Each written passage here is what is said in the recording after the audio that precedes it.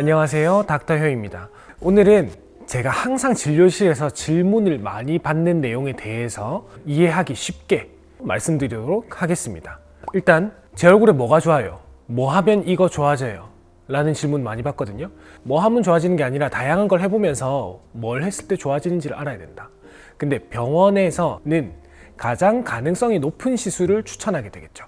그러면 기본적으로 피부가 얇은 분이면 고주파 계열을 추천하고, 피부가 좀 두꺼우신 분이면 초음파 계열을 추천할 겁니다. 그렇게 했을 때 어떤 장비가 나한테 좋은지는 내가 가지고 있는 예상과 그리고 내가 참을 수 있는 통증의 정도 또한 고려가 되어야 됩니다.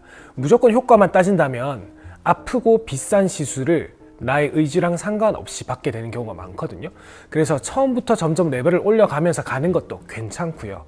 그런데 내가 어떤 디데이가 있다, 그러니까 결혼식을 앞두고 있다던가 어떤 중요한 행사를 앞두고 있어서 내가 빨리 결과를 얻어야 된다고 하면 통증과 예산을 더 집중해서 쓸 수 있겠죠. 그럴 때는 좀 강력한 시술이 가는 경우가 많습니다. 그래서 이게 순수하게 의학적인 관점에서 원장님들은 가장 효과가 좋을 것 같은 시술을 추천하게 되거든요. 그럼 그 시술 자체가 내가 참을 수 있는 통증, 예산, 다운타임과는 조금 맞지 않을 수 있습니다. 진짜 많이 물어보시는 거, 하이프, 우리 초음파 시술할 때 에너지 세게 해주세요 하시는 분들 많잖아요. 질문을 단순화시켜 볼게요. 샷수를 많이 하는 게 효과가 좋은가, 에너지를 세게 하는 게 효과가 좋은가? 요거에 대한 답을 드리겠습니다. 병원에선 샷수 단위로 돈을 받죠. 그러니까 당연히 샷수에 비례해서 효과가 좋아진다고 말씀드릴 텐데요. 돈뿐만이 아니라 분명히 샷수에 비례하게 됩니다. 여러분들께서 하이프라는 장비에 대해서 아주 기본만 이해를 해주시면 돼요. 하이프는 초음파로 어떤 응고점을 만드는 겁니다. 공사로 치면 못을 박는 거랑 비슷하다고 생각하시면 돼요. 그런데 우리가 한 못을, 엄청나게 큰 못을 박는다거나 아니면 똑같은 크기라도 그걸 굉장히 세게 박는다 해서 차이가 있나요? 나사를 몇 개를 박는지가 훨씬 중요합니다. 의사들 사이에서는 우리가 수많은 리프팅 시술을 블라인드 시술이라고 부르거든요. 우리가 수술은 오픈해서 하는 게 있죠. 코 수술할 때 여기를 오픈해서 코를 보고 한다거나, 눈 수술할 때 여기를 절개해서 안을 보고 한다거나, 직접적으로 혈관과 신경을 의사가 눈으로 보면서 피하는 거를 오픈이라고 하고, 그리고 우리가 하는 대부분의 필러, 뿌띠 시술들, 보톡스 시술들, 피부를 열지 않고 하기 때문에 블라인드라고 부릅니다. 그리고 리프팅은 대표적인 블라인드예요. 근데 그 중에 울세라가 그나마 초음파로서 보여주긴 하지만 그 초음파의 수준으로는 절대로 혈관과 신경을 명확하게 구분하기는 힘듭니다. 그런데 우리가 그 블라인드 상태에서 지나치게 강한 에너지가 갔는데 그 자리에 마침 신경이 지나가고 있다고 생각해 보세요. 그러면 적절한 에너지였으면 신경 다발이 그렇게 손상되지 않았겠지만 매우 강한 에너지면 그 자리만 신경이 끊어질 수 있습니다. 그러니까 과도하게 에너지를 올리는 것은 분명히 부작용 확률을 기하급수적으로 증가시킵니다. 나는 맞고 괜찮았는데요. 여러분, 고속도로 운전하다가 10초 정도 눈 감아도 차 사고 안 납니다. 나는 스노우 타이어에 안 껴도 눈길에서 안 미끄러지던데요. 안 미끄러질 수 있죠. 우리가 그 이야기를 하는 게 아니고 그럴 가능성이 있다는 거고요. 그래서 초음파는 분명하게 말씀드리자면 샷수랑 비례합니다. 그러면 적절한 에너지는 어느 정도인가? 그 세포를 변화시킬 만한 에너지만 들어가면 됩니다. 그리고 적절한 에너지란 그러면 무엇인가? 자, 하한선은 이 세포를 변화시킬 수 있는 정도면 됩니다. 그리고 상한선은 어떤 특정 세포에 손상을 입혔을 때 우리 몸에 이상이 나타나지 않을 정도여야 돼요.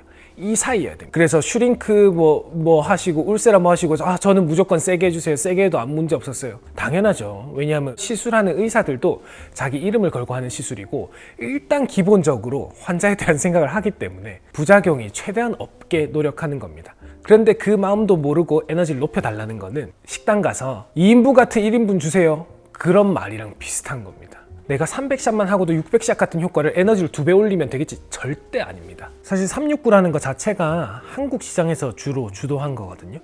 그래서 3자 단위로 떨어지는 걸 되게 좋아하셔서 그게 뭔가 안정돼 있다, 완성돼 있다 라고 느끼시거든요. 일반적인 울세라 시술 샷수는 1000에서 1200샷 정도가 원래 정석적인 시술 방법입니다. 그런데 우리나라에서는 300, 600, 900으로 떨어지는 이유는 그게 환자분들한테 친숙한 단위이기 때문이고요. 그래서 369를 일단 선택하신다 했을 때 300으로 이곳저곳 욕심내시다가는 아무 효과도 못 보세요. 300으로 여기도 해주시고 저기도 해주시고 팔자 꼼꼼히 해주세요. 재료가 있어야 꼼꼼히 해야지. 300이나 600이면 그냥 이중턱이든 심부볼이든 하나만 좀 정하시는 게 현명합니다. 300샷은 특정 부위에 집중하고 싶으신 분들 추천하는 샷수. 아니면 내가 피부가 너무 얇은데 나 예전에 초음파 시술했을 때 효과 좋았어. 그래서 전반적으로 좀 뿌려주는 느낌으로 하시고 싶다? 그럼 꼼꼼하게 하는 거 말고, 꼼꼼하게 한다는 것 자체가 거기 샷수를 많이 넣는 건데 그럴수록 페임의 확률은 높아지는 거죠. 그렇게 하실 바에는 고주파 가시는 게 좀 낫지 않을까 생각하고, 600샷이면 이제 특정 부위 더하기 얼굴 전체를 할 수 있죠. 아까 300샷은 얼굴 전체를 뿌려주거나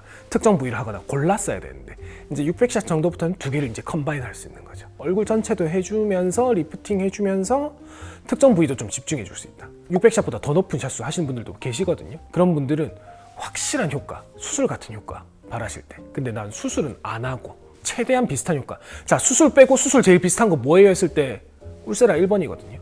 그렇게 가는 거죠. 근데 이것까지 했는데 잘 안 된다 그러면 수술 고려해 보실 수도 있는 거고, 거상 수술이라든지 흡입 수술이라든지 생각해 보실 수 있는 겁니다. 또 이때 샷수만 늘리는 게 아니라 만약에 볼륨이 많다, 이때 조합하면 좋은 게 저희 병원에서 엘프 주사라고 하는 지방세포를 직접적으로 파괴하는 주사를 사용하시면 훨씬 좋습니다. 실리프팅이 약간 좀 부작용이 많다는 말들이 좀 있잖아요. 부작용 크게 두 개가 있습니다. 사우나 가면 얼굴 빨개지는 거, 그런 부작용이 있고 피해야 되는 부작용이 있습니다. 당연한 부작용. 자, 1번 붓습니다. 왜냐하면 새로운 물질이 얼굴에 들어가니까 염증 반응이 생겨요. 자, 2번 아픕니다. 왜냐하면 새로운 물질이 들어가니까 이게 당기는 느낌이 나면서 통증이 납니다. 3번 그러면서 당기는 느낌이 납니다. 누가 내 얼굴을 막 당기고 있는 듯한. 이 세 가지는 너무 당연한 결과고, 근데 우리가 피해야 되는 거, 우리가 실을 넣잖아요. 그러면 우리가 적정한 깊이에 넣어야 되겠죠. 근데 이거를 두 가지가 있습니다. 위로 넣는다. 그러면 피부에 물린 자국이 나겠죠. 진피층을 당기면서. 우리가 강한 효과를 위해서는 조금 위로 붙이는 게 필요한 부분도 있습니다. 이걸 적절하게 조절해야 된다. 2번, 너무 깊이 넣었다. 그러면은 입이나 다른 부분에서 실이 튀어나온다던가, 입 안이나 실을 넣었던 부위에서 실이 다시 나오는 경우가 있어요. 실이 다시 나온다는 거는 처음에 넣었을 때 튀어나온 게 아니라면 얼굴 근육이 움직이면서 좀 밀려 나오는 경우가 많습니다. 그래서 시술자는 보통 실 리프팅을 할 때 실을 컷하잖아요.